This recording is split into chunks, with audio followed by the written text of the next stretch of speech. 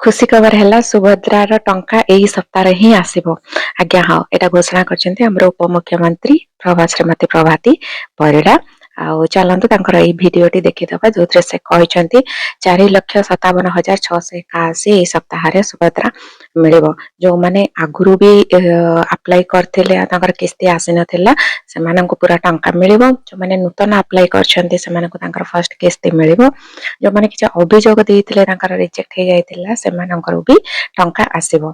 तो ये भिडटी फर्स्ट देखी दिंतु से कौन कहते 81 जन को सुभद्रा रे 4,57,681 जन को यही सप्ताह रे सुभद्रा मिलिबो।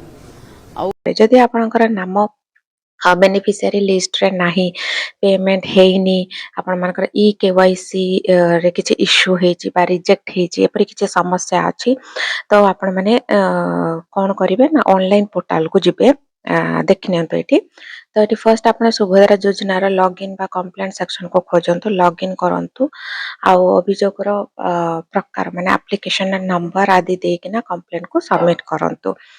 कंप्लेंट नंबर टाको सदा बेले नोट करंतु। सेकंड होचे आपण माने फोन हेल्पलाइन जोटा कि 14678 एटा होचे आपण मानकर सुभद्रा रा कंप्लेंट हेल्पलाइन एतरे कॉल करिकना भी आपण आपनकर इश्यू को एक्सप्लेन करि परिबे। जो माने टोटली ए सब रे करि पारु नांते ऑफलाइन कंप्लेन करिया को चाहउछन्ते तबे माने मो सेवा केंद्र अंगनबाड़ी ब्लॉक ऑफिस को जाइकना कंप्लेन सबमिट करि परिबे। तो जदि आपण मानकर किछि इश्यू हेछि केमिति चेक करिवे कोन करिवे तभी मते कमेंट करके जणांतु मैं आपण मानको निश्चय हेल्प करिवे। ए भली फाइनेंशियल हैक्स पे मो चैनल को सब्सक्राइब करंतु। रहूची जय जगन्नाथ।